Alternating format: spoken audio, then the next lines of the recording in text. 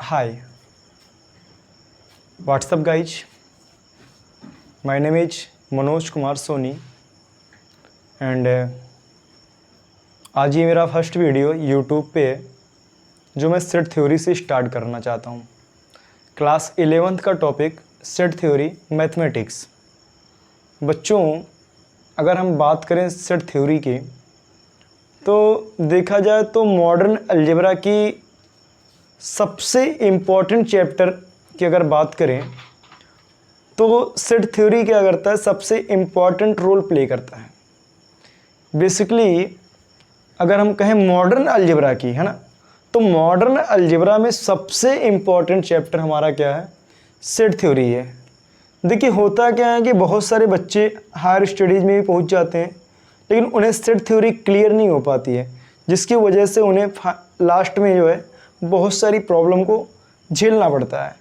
तो हम क्या करेंगे, सेट थ्योरी को बेसिकली बहुत ही सिंपलिसिटी के साथ समझेंगे और वन बाय वन आपको सारी चीज़ें मैं क्वेश्चन के साथ, थ्योरी के साथ साथ सारी चीज़ें मैं आपको अवेलेबल कराऊंगा। तो जैसा कि नाम ही आपको पता है कि सेट, ये हमारे 11th का पहला चैप्टर है सेट। देखिए अगर बातें की जाए सेट थ्योरी की तो सेट थ्योरी पर सबसे पहला काम करने वाले जो मैथमेटिशियन थे उनका नाम था George canter. George canter. George canter ने 1845 में सबसे पहले सेट शब्द का प्रयोग किया। अब बात ये आती है आखिर सेट का मतलब क्या समझें हम। देखिए आपको पता होगा कि आपने जाने अनजाने में ढेर सारे शब्दों को एज ए सेट उपयोग किया होगा। जैसे अगर हम बातें करें तो आप कहते थे टी सेट, आप बोलते क्या थे, टी सेट, है ना, मतलब एक तरीके से आप टी सेट यानी कि शर्ट का आप कलेक्शन बोलते थे। तो जाने या अनजाने में हम सेट का मतलब ही कलेक्शन के रूप में करते थे, ठीक। लेकिन मैथमेटिक्स में सेट का थोड़ा सा अलग मतलब है। यहाँ पे किसी भी कलेक्शन को हम सेट नहीं बोल सकते, किसी भी कलेक्शन को हम सेट नहीं बोल सकते। सेट का होने के लिए हमें कुछ मैथमेटिक्स की बेसिक प्रॉपर्टी को फॉलो करना पड़ेगा। तो सबसे पहले मैं एक लाइन की आपको सेट की डिफिनेशन देता हूँ। अगर बात की जाए सेट की डिफिनेशन की तो सेट की डिफिनेशन मैं आपको लिखता हूँ। देखिए हम क्या करें, एक collection of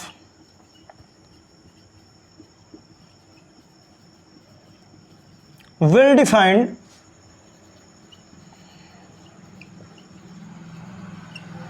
and distinct object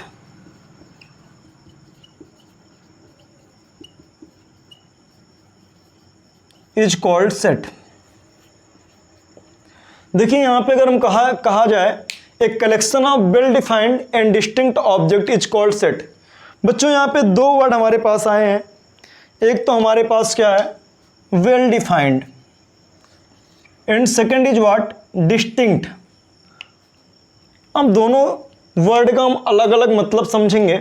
देखिए वेल डिफाइंड का मतलब क्या है, इस बात को हम समझने के लिए एक एग्जांपल लेते हैं। हम क्या कहते हैं कि सपोज करिए हम किसी क्लास में एट रैंडम गए और हमें नहीं पता है कि वो क्लास कैसी है, और मैंने क्या कहा कि क्लास के ऐसे दो स्टूडेंट या क्लास का एक ऐसा स्टूडेंट जो पढ़ने में अच्छा है वो मेरे साथ बाहर आ जाए। तो क्या आपको लगता है कि कोई स्टूडेंट बाहर आएगा? नहीं, बिल्कुल नहीं आएगा। ऐसा क्यों? क्योंकि भाई किसी को ये तो नहीं पता ना कि मैं अच्छा हूं या नहीं हूं। इट मीन्स अच्छे होने की जो प्रॉपर्टी है वो एक तरीके से वेल डिफाइन नहीं है। अगर वो वेल डिफाइन होती तो कोई स्टूडेंट ये समझ जाता कि मैं अच्छा हूं या नहीं हूं। अच्छा, तो वेल डिफाइन हम किसे कहें? सपोज करिए मैं उसी क्लास में गया और मैं ये बोल रहा हूं कि क्लास के ऐसे स्टूडेंट जिनके मार्क्स हाई स्कूल में 85 से एबव हैं वे अच्छे हैं। मैंने क्या कहा कि क्लास के ऐसे स्टूडेंट जिनके हाई स्कूल के मार्क्स क्या है, 85% से एबव है, वे अच्छे हैं। और वे बाहर आ जाएं। तो जो भी बच्चे 85 से एबव मार्क्स को ऑब्टेन किए होंगे वो क्या होंगे, बाहर आ जाएंगे।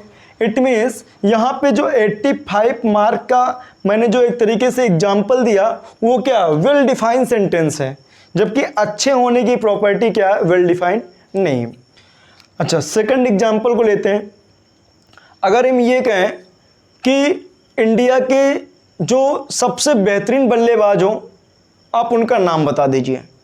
मैंने क्या कहा कि इंडिया के जो सबसे बेहतरीन बल्लेबाज हों, तो बच्चों बेहतरीन बल्लेबाज का मतलब हो सकता है कोई विराट कोहली का चहेता हो तो कहेगा भैया Virat Kohli one of the best है। लेकिन हो सकता है आपके बगल में पड़ोसी कोई बोल रहा भैया विराट कोहली नहीं, मुझे तो धोनी अच्छा लगता है, धोनी बेस्ट प्लेयर है ना। तो आपको तो कन्फ्यूजन हो गया ना भाई कि विराट कोहली बेस्ट है कि धोनी बेस्ट है। इट मीन्स जो हमने यहाँ पे एक सेंटेंस लिया कि one of the best player है ना, इंडिया का क्या हो, सबसे बेस्ट बल्लेबाज। तो ये जो सबसे बेस्ट बल्लेबाज का ये एग्जाम्पल है, ये अपने आप में क्या है, एक बेहतरीन कह सकते हैं कि वेल डिफाइंड है ही नहीं। क्योंकि अगर वेल डिफाइन होता तो हम कह सकते थे कि विराट कोहली है या महेंद्र सिंह धोनी है या सुरेश रैना है या आप किसी को भी ले लीजिए, रोहित शर्मा है, किसी को आप बोल सकते थे।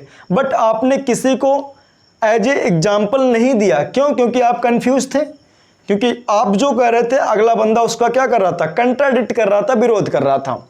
इट मीन्स मैथमेटिक्स में किसी भी सेंटेंस को वेल डिफाइन होने का मतलब ये है कि जो चीज़ हम कह रहे हैं वही क्या है, सभी लोगों को वही चीज़ कहनी पड़ेगी। बात समझ में आ रही ना? यानी कि जो हम कह रहे हैं अगर वही सारे लोग कहें तो हम कहेंगे क्या कि वो चीज़ क्या है, वेल डिफाइंड है। अब वेल डिफाइंड को समझते हैं, एक एग्जाम्पल लेते हैं और इस एग्जाम्पल में हम क्या कह रहे हैं कि सेट ऑफ नेचुरल नंबर। हमने क्या कहा, सेट ऑफ नेचुरल नंबर। अब इस एग्जाम्पल को आप समझिए, अगर सेट ऑफ नेचुरल नंबर की बात की जाती है तो आप क्या बोलोगे, आप ये बोलोगे सर आप 1 से लिखना शुरू करो, 1 2 3 4 5 डॉट डॉट डॉट। इसका मतलब एनसीईआरटी में 3 डॉट का मतलब ये होता है कि ये गिनती कहाँ तक जाएगी, इनफाइनाइट तक जाएगी। अब अगर हम कर रहे हैं कि सेट ऑफ नेचुरल नंबर, तो नेचुरल नंबर का जो सेट होगा उसमें सभी लोग यही बात कहेंगे कि भाई गिनती हमारी क्या होगी, जो हमारी गिनती होगी वो 1 से काउंट होनी शुरू होगी, 1 2 3 4 डॉट डॉट कहाँ तक जाएगी, इनफाइनाइट तक जाएगी। इसका मतलब ये जो सेट ऑफ नेचुरल नंबर, ये जो हमारा सेंटेंस है एक तरीके से क्या है, वेल डिफाइन है। क्लियर हो गई बात?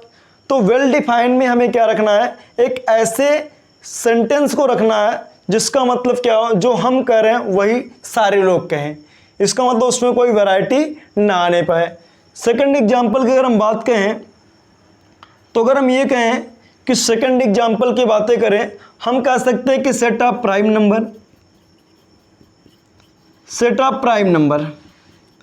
तो बच्चों सेट ऑफ प्राइम नंबर को अगर हम पी से रिप्रेजेंट करें तो पी से रिप्रेजेंट करने का मतलब क्या है कि नंबर हमारा कहाँ से स्टार्ट होगा, 2 से। पहला प्राइम नंबर क्या है, 2 है। अच्छा 2 के बारे में कुछ खास बात, 2 के बारे में खास बात ये है कि 2 एक ऐसा इकलौता नंबर है जो इवन भी है और प्राइम भी हो। ये क्या है, 2 एक ऐसा नंबर है जो इवन भी है और क्या है, प्राइम है। बाकी जितने भी नंबर हैं प्राइम के वो सारे के सारे कैसे हैं, ऑड नंबर है। तो प्राइम नंबर का सेट होगा, ये होगा 2 3 5 7 11 डॉट डॉट सो ऑन। अब आप इसमें से किसी को भी पूछ लोगे कि भाई 5 क्या प्राइम है, तो अगला बंदा आपको कहेगा हाँ भाई बिल्कुल 5 क्या है, प्राइम नंबर है। अगर 11 की बातें की जाए तो क्या 11 प्राइम नंबर है, तो अगला बंदा आपको कहेगा हाँ सर 11 प्राइम नंबर है। इसका मतलब इसमें किसी को कोई कंफ्यूजन नहीं है। भाई अगर आपसे कोई कह रहा है कि 3 प्राइम नंबर है तो आप बोलोगे सर बिल्कुल 3 प्राइम नंबर है। यानी कि ये जो हमारा एक तरीके से सेट ऑफ नेचुरल नंबर है, सेट ऑफ प्राइम नंबर है, ये किसके एग्जाम्पल हैं, एक तरीके से वेल डिफाइंड एग्जाम्पल किसके हैं, सेट के। किसके हैं, well defined example of set हैं। तो वेल डिफाइंड का मतलब ये होता है कि सारे लोग अगर एक ही बात को कहें तो कहेंगे हमारा सेट कैसा है, वेल डिफाइंड है। क्लियर है बच्चों, यहां तक की बातें समझ में आ गई। अब बात करते हैं कि सेट थ्योरी में ये तो हमारी हो गया क्या, एग्जाम्पल, यानी कि डिफिनेशन हो गई, एक कलेक्शन ऑफ वेल डिफाइंड। अभी तक हम बात किसकी की है, वेल डिफाइंड की बातें की हैं। अब हमें किसकी बातें करनी है, डिस्टिंक्ट की। बच्चों डिस्टिंक्ट का मतलब क्या होता है, डिस्टिंक्ट का मतलब होता है अलग अलग। क्या होता है, अलग अलग। इट मीन्स सेट में कभी भी एलिमेंट का रिपीटिशन नहीं होता है। आप समझिएगा, हम क्या कर रहे हैं कि सेट में एलिमेंट का, अगर हम इसको नोट करके लिखें तो नोट में क्या होगा कि सेट में एलिमेंट का कभी भी रिपीटिशन नहीं होता है। It means set does not allow its element, set does not allow। Okay बच्चों, अगर हम बात करें इसमें नोट्स की, अगर बातें की जाए तो नोट की अगर बातें करनी है तो आप सिंपल सी बातें समझिएगा कि सेट में एलिमेंट का रिपीटिशन नहीं होता है। सेट में एलिमेंट का रिपीटिशन नहीं होता। इट मीन्स एलिमेंट का अगर हम रिपीटिशन की बातें करें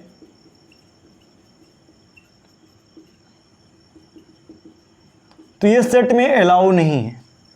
इस बात का मतलब ये है कि मान लेते हैं किसी सेट को हमने लिखा और उस सेट मान लेते हैं ए, और इस सेट में हमने एलिमेंट कुछ लिखा 2, 2, 4, 5।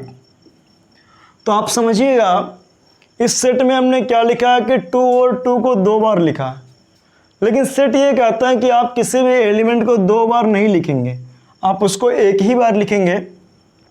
इसका मतलब ए इक्वल टू होगा 2, 4 और 5। ये सेट लिखने का सही तरीका, ये सेट लिखने का रॉन्ग तरीका है। क्लियर हो रही है? यानी कि आप सेट में एलिमेंट को कभी भी रिपीटिशन करके नहीं लिखेंगे, आप एक एलिमेंट को एक ही बार लिखेंगे। अच्छा बच्चों, हमने यहाँ पे कई बार एक वर्ड इस्तेमाल किया, एलिमेंट। तो मैं आपको एलिमेंट के बारे में बताना चाहता हूँ।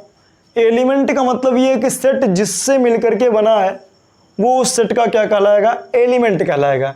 इट मीन्स यहाँ पे हमारे पास जो एलिमेंट है 1, 2, 3, 4, 5 and so on, these are the element of sets.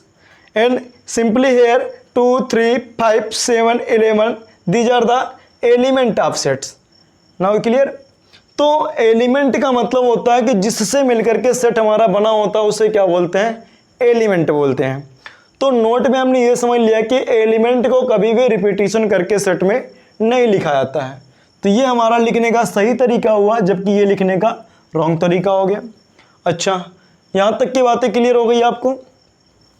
अब बात करते हैं कि सेट के नोटेशन की।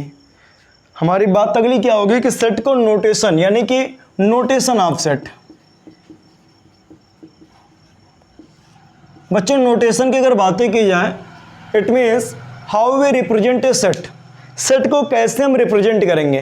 तो बताया गया कि सेट को रिप्रेजेंट करने के लिए क्या करना है, आप इंग्लिश अल्फ़ाबेट के किसी भी लेटर को आप यूज कर सकते हैं। इट मीन्स आप A, B, C, dot dot X, Y, Z, आप इंग्लिश अल्फ़ाबेट के किसी भी लेटर का यूज कर सकते हैं। किसके लिए? सेट के नोटेशन के लिए। क्लियर हो रही बात? जबकि अगर हम बात करें, ये आप किसके लिए करोगे, सेट के लिए। किसके लिए करोगे? सेट को रिप्रेजेंट करने के लिए। जबकि सेट के एलिमेंट को लिखने के लिए आप क्या करोगे, इंग्लिश अल्फ़ाबेट के छोटे लेटर का यूज करोगे। ये आपका क्या होगा, सेट के एलिमेंट के लिए। क्लियर है? तो सेट को लिखने के लिए इंग्लिश अल्फ़ाबेट के कैपिटल लेटर का, जबकि सेट के एलिमेंट को लिखने के लिए इंग्लिश अल्फ़ाबेट के स्मॉल लेटर का यूज करना। ये बातें हो गई, यानी कि सेट को किस तरीके से हम रिप्रेजेंट करेंगे। अब देखिएगा, अब इसके बाद आते हैं कि आखिर हम सेट को किस तरीके से रिप्रेजेंट करेंगे। तो अगली हेडिंग हमारी लगाएंगे रिप्रेजेंटेशन ऑफ सेट।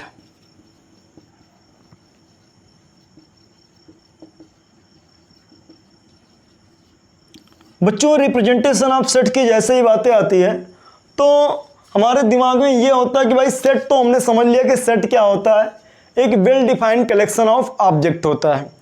तो अब सेट को हम किस तरीके से लिखें? तो अभी तक हमने देखा क्या कि हमने सेट को लिखने का ये तरीका लिखा। अब हम डिस्कस करेंगे वन बाय वन कि सेट को रिप्रेजेंट करने के कौन कौन से तरीके हैं।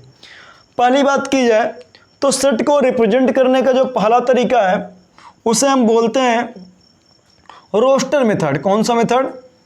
Roster method.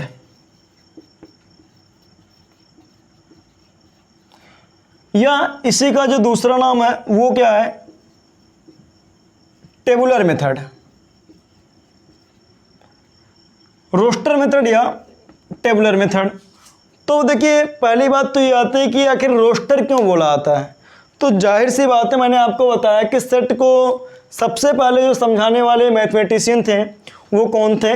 जॉर्ज कैंटर साहब। तो जॉर्ज कैंटर ने जो है, इन्होंने क्या कहा भाई कि आप सेट को जो रिप्रेजेंट करने के लिए जो एक पहला मेथड है, चूंकि उसमें हम टेबल का यूज करते हैं इसीलिए उसको क्या बोलेंगे? टेबुलर मेथड बोलेंगे। क्या बोलेंगे? टेबुलर मेथड बोलेंगे। या इसलिए इसको दूसरा नाम भी कह सकते हैं कि इसका रोस्टर मेथड के नाम से भी जाना जाता है। अब अगर हम बातें करें कि टेबुलर मेथड क्या है या रोस्टर मेथड क्या है, तो बताया गया है कि टेबुलर मेथड में हम एलिमेंट को क्या करेंगे? सेट के एलिमेंट को 1 बाई 1 कामा लगा करके सेपरेट करके लिखेंगे। यानी कि करली ब्रैकेट के अंदर सेट के एलिमेंट को एक दूसरे से अलग करने के लिए क्या लगाएंगे? कॉमा। जैसे मान लेते हैं, हम क्या कहते हैं कि हमारे पास एग्जाम्पल है सेट का, हम कह रहे हैं कि एग्जाम्पल ले रहे हैं क्या? कि सेट ऑफ इवन नंबर। कौन सा? Set of even number. Even number का हमारे पास सेट है। तो बच्चों आपको पता है कि इवन नंबर में क्या ई से स्टार्ट हो रहा है, तो हम क्या कर रहे हैं कि इवन नंबर के सेट को हम कैपिटल ई से दिखा रहे हैं। तो कैपिटल ई, अब इसमें एलिमेंट कौन कौन से आएंगे? बताओ भाई, कौन कौन से एलिमेंट आएंगे इवन नंबर में? तो इवन नंबर में एलिमेंट क्या आएंगे?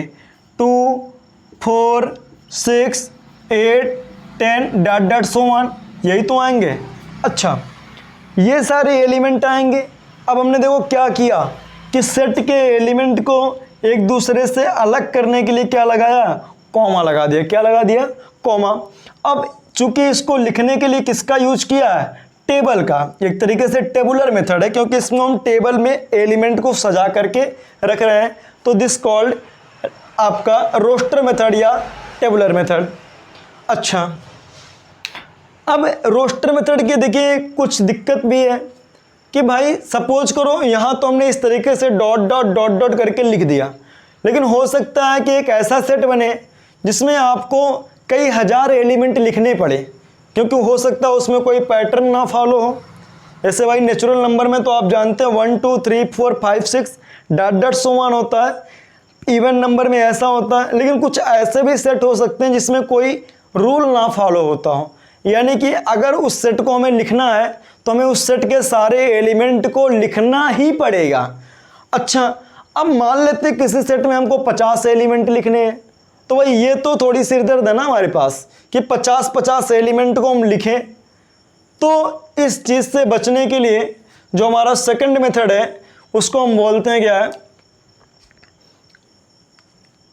सेकंड मेथड को जो है लिखने के लिए जो है सबसे पहले मैं रिमूव करता हूं, आपको फिर समझाता हूं। ओके,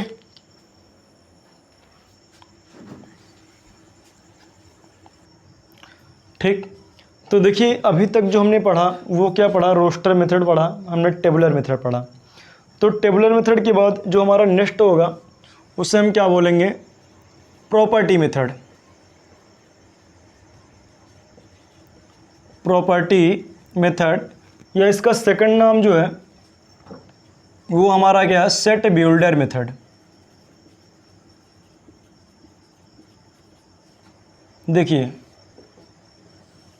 थोड़ी सी बातें आपको मैं समझा दे रहा हूँ नाम से। देखिए प्रॉपर्टी मेथड या सेट बिल्डर मेथड, दोनों में जो कॉमन चीज़ है कि दोनों ये बता रहा है कि भाई प्रॉपर्टी मेथड ये बताता है कि सेट में जो भी हम सेट ले रहे हैं उसके एलिमेंट को लिखने के लिए हम एलिमेंट को डायरेक्ट ना लिख करके बल्कि एलिमेंट की प्रॉपर्टी को लिखेंगे। इट मीन्स कोई ना कोई पैटर्न होगा। अगर एलिमेंट है तो हो सकता है अगर उसमें कोई ना कोई पैटर्न हो तो हम क्या करेंगे? उस एलिमेंट को ना लिख करके बल्कि उस एलिमेंट की प्रॉपर्टी को लिखेंगे। या जाहिर सी बात एक तरीके से हम सेट को बिल्ड करने का मेथड सीख रहे हैं, इसीलिए हम उसको क्या बोलेंगे? सेट बिल्डर मेथड बोलेंगे। बच्चों क्लियर है बात? समझ में आ गई बात है ना। प्रॉपर्टी मेथड क्यों? क्योंकि एक तरीके से इसमें सेट के एलिमेंट को ना लिख करके बल्कि सेट के एलिमेंट के प्रॉपर्टी को लिखना है। और बिल्डर मेथड क्यों बोलते हैं? क्योंकि एक हम क्या करते हैं, इसमें सेट को बिल्ड करना सीखते हैं, यानी कि किस तरीके से हम सेट को बनाएंगे। इसको हम समझने के लिए एक एग्जांपल लेते हैं और समझते हैं। जैसे मान लेते हैं कि हमने एक एग्जांपल लिया, हमने एग्जांपल क्या लिया, सपोज करिए कि हमारे पास एक सेट है ए और इसमें एलिमेंट क्या है 2 4 6 8 डॉट डॉट सो ऑन। तो अगर आपसे ये पूछा जाए कि ये कौन से मेथड में लिखा गया है, तो आप कहोगे सर ये रोस्टर मेथड में लिखा गया है, क्योंकि इसमें एलिमेंट को हम बाय सेपरेटिंग कॉमा करली ब्रैकेट में लिखे हैं। अच्छा, लेकिन इसी को अगर हमें प्रॉपर्टी मेथड में लिखना हो तो हम कैसे लिखेंगे? तो बच्चों इसके लिए क्या करना आप सुनिएगा। आप देख रहे हैं कि एक तरीके से ये 2 है, ये 4 है, ये 6 है, ये 8 है। इसका मतलब इनमें प्रत्येक के बीच का डिफरेंस क्या है? 2 है। और अगर हम इसको प्रॉपर्टी मेथड में लिखना चाहें तो हम कैसे लिखेंगे आप समझिएगा। हम कहेंगे भैया इसमें जो एलिमेंट है ना वो कैसा है? एक्स टाइप का। कैसा है? एक्स टाइप का एलिमेंट है। और एक बात समझिए, ये देखिए इसको पढ़ते हैं सच दैट, चाहे आप इसको इस तरीके से लिखिए या आप इसको इस तरीके से लिखिए, यानी कि अगर आप इस तरीके की लाइन को खींचते हैं या आप ऐसे डबल डॉट लगाते हैं तो इसको पढ़ाएगा such that, this is such that. तो हम क्या कर रहे हैं, x such that x equal to 2n, x such that x equal to what? 2n। बच्चों जो हमारा n होगा, n belonging to natural number. अच्छा, आप देखिए एक नया सिंबल हमारे पास आ गया बिलोंग का। कौन सा सिंबल हो गया? बिलोंग का सिंबल आ गया। तो इसका मतलब आप समझिएगा बिलोंग क्या होता है, पहले आप इसको समझ लीजिए। पहले आप समझिए कि बिलोंग क्या होता है, फिर हम इसको यहाँ पे डिस्कस करेंगे। बिलोंग का मतलब जैसे हम कहते हैं भाई कि हम अपने परिवार से बिलोंग करते हैं, हम अपने स्कूल से बिलोंग करते हैं, तो उसी तरीके से सेट का एलिमेंट भी सेट से क्या करता है? बिलोंग करता है। जैसे यहाँ पे कहा जाए कि 2 क्या इस सेट का एलिमेंट है, तो कहोगे हाँ भाई 2 इस सेट का क्या है? एलिमेंट है। 4 इस सेट का क्या है? एलिमेंट है। इसका मतलब अगर इस सेट के लिए लिखा जाए a इक्वल टू 2 4 6 8 के लिए या डॉट डॉट सो ऑन, तो कहोगे 2 भैया इस सेट में बिलोंग करता है, तो 2 बिलोंगिंग ए है, 4 बिलोंगिंग टू क्या? ए। लेकिन कोई आपसे पूछे भैया 3 क्या इस सेट में है, तो कहोगे साहब 3 इस सेट में नहीं है। तो इसका मतलब 3 क्या है? 3 डज नॉट बिलोंगिंग टू है। इसका मतलब आप ये बोलोगे कि 3 इस सेट का एलिमेंट नहीं है। क्लियर है बातें? 3 इस सेट का एलिमेंट नहीं है, तो इसको हम क्या बोलेंगे? 3 does not belonging to A. Clear है? तो यहाँ पे कहा जा रहा है कि x such that x equal to 2n फिर n बिलोंगिंग टू n, यानी कि जो आपका स्मॉल n यहाँ पे दिख रहा है वो किसको रिप्रेजेंट करेगा? कैपिटल n को रिप्रेजेंट करेगा। अब आप इसमें समझिए, आप n की वैल्यू 1 रखिए तो ये 2 मिलेगा, n की वैल्यू आप 2 पुट कर लीजिए 4 मिल गया, n की वैल्यू 3 पुट करिए आपको क्या मिल गया? 6 मिल गया। तो हमने जो यहाँ पे नंबर लिखा था, तो बच्चों हमने डायरेक्टली उस नंबर को ना लिख करके बल्कि उस नंबर के प्रॉपर्टी को लिखा। आप समझ पा रहे हो ना? हमने उस नंबर के एलिमेंट की प्रॉपर्टी को लिखा, इसीलिए हम इसको क्या बोलते हैं? प्रॉपर्टी मेथड बोलते हैं। एक और एग्जांपल लेते हैं। बच्चों मान लेते हैं हमारे पास एक अगला सेट बी है, उस अगले सेट बी में हम क्या कर रहे हैं? 1/2 2/3 4/5 5/6 डॉट डॉट सो ऑन। अब सपोज करिए आपको ये सेट दिया गया है, तो आपसे पूछेगा भैया ये कौन से सेट का एग्जांपल है, तो आप कहोगे क्या कि रोस्टर मेथड है, क्योंकि हमने इसमें क्या किया है? बाय सेपरेटिंग कॉमा करली ब्रैकेट में इसको लिखा है। तो ये आपका कौन सा है? Roster method. अब बात करते हैं कि इसी सेट को अगर हमें किस में लिखना हो? प्रॉपर्टी मेथड में लिखना हो तो कैसे लिखेंगे? अब आप ध्यान से इसको ऑब्जर्व करिए। अगर आप इसको ध्यान से ऑब्जर्व करेंगे तो बच्चों आप देखोगे कि अगर यहाँ 1 है तो यहाँ 2 है, इट मीन्स 1 + 1 यानी कि 2। अब 2 है तो यहाँ 3 है, यानी 2 + 1 3, यहाँ पे 4 + 1 5, 5 + 1 6। इट मीन्स डिनोमिनेटर आपका जो है वो न्यूमरेटर से 1 क्या है, ज़्यादा है। ये हमने पैटर्न देखा। अब हम कह रहे हैं इसी सेट को बी को लिखेंगे क्या, x सच दैट, अब की बार सच दैट को इस तरीके से लिखते हैं, ठीक, x such that x equal to n upon n + 1, x such that x equal to n upon n + 1। फिर वही बात, n क्या होगा, n belonging to natural number. बच्चों आप समझिएगा, अगर हम इसमें ध्यान से देखें तो आप n की वैल्यू आप पहली नेचुरल नंबर कितना डालोगे, 1, तो 1 के करस्पॉन्डिंग यहाँ पे क्या होगा, 1 + 1, यानी कि 1 कितना होगा, 2।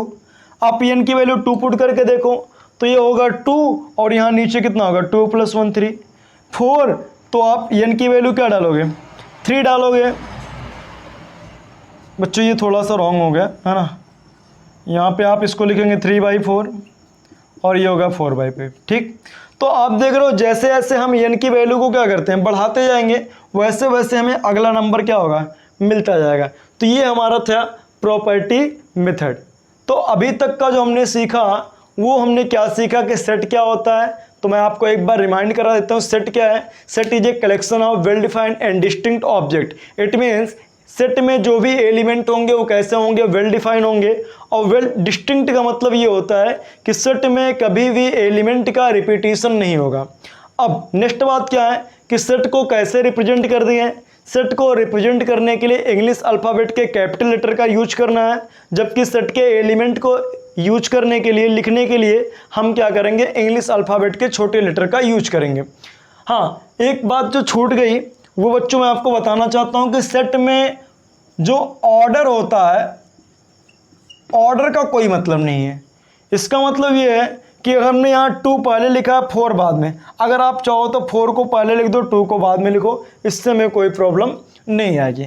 तो हाँ, तो हमने नोटेशन में क्या सीखा कि सेट को लिखने के लिए इंग्लिश अल्फ़ाबेट के कैपिटल लेटर का, जबकि सेट के एलिमेंट को लिखने के लिए हम क्या करेंगे, इंग्लिश अल्फ़ाबेट के छोटे लेटर का यूज करेंगे। हाँ, अब बात आती है रिप्रेजेंटेशन ऑफ सेट्स की। तो हमने क्या सीखा कि सेट को रिप्रेजेंट करने के लिए हमारे पास बेसिकली कितने मेथड है, 2 मेथड है। पहला मेथड कौन सा, रोस्टर मेथड, जिसको हमने क्या बोला, टेबुलर मेथड। रोस्टर मेथड में लिखने के लिए क्या करना है, जितने भी आपके पास एलिमेंट हैं उन सारे एलिमेंट को bye separating comma. Separating comma का मतलब है कॉमा से सेपरेट करते हुए करली ब्रैकेट के अंदर उसको लिख देंगे। तो जितने भी एलिमेंट आपको सभी को नोट डाउन करना पड़ेगा। ये आपका कौन सा होगा, रोस्टर मेथड, या इसको क्या बोलते हैं, टेबुलर मेथड। इसकी खासियत क्या है, खासियत ये है कि इसमें सिंप्लिसिटी है। आप सेट को देख करके पहचान सकते हो कौन सा सेट का एलिमेंट है, कौन सा नहीं है। लेकिन दिक्कत क्या है, दिक्कत ये है कि मान लेते हैं सेट में ढेर सारे अगर एलिमेंट हैं तो आपको लिखना पड़ेगा, ढेर सारे एलिमेंट को लिखना पड़ेगा और हमारा टाइम क्या होगा, वेस्ट होगा। इसलिए हम क्या करते हैं, ढेर सारे एलिमेंट को होने पे हम रोस्टर मेथड को ना लिख करके कौन सा मेथड लिखते हैं, प्रॉपर्टी मेथड। प्रॉपर्टी मेथड का सेकंड नाम क्या है, सेट बिल्डर मेथड है। अब बच्चों यहाँ पे क्या है, प्रॉपर्टी मेथड में हमने क्या बताया आपको कि प्रॉपर्टी मेथड में जो है सेट के एलिमेंट को ना लिख करके सेट के एलिमेंट की प्रॉपर्टी को हम नोट डाउन करेंगे।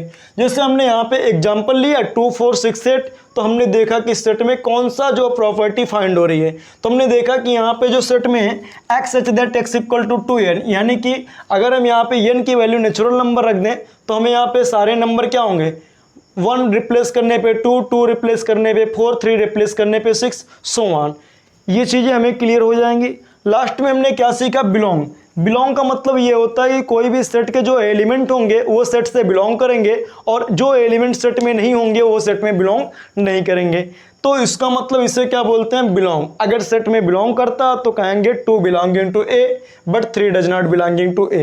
एंड हेयर एग्जाम्पल 2 में भी हमने सेट के एलिमेंट को देखा, ऑब्जर्व किया और उसके पैटर्न को पहचान करके हमने क्या किया, नोट डाउन कर दिया। तो बच्चों ये आपका कौन सा मेथड था, प्रॉपर्टी मेथड। हाँ, आप यहाँ पे एक चीज़ इंडिकेट करना जरूर, कभी भी ना भूलें कि यहाँ पे n आपका है क्या, तो आप बताओगे साहब n क्या है, नेचुरल नंबर। ओके, तो बच्चों ये आपका पहला लेक्चर हमारा है और हम इसको 1 बाय 1 आपको सीरीज वाइज आपको प्रोवाइड कराते रहेंगे। Okay, bye, thank you.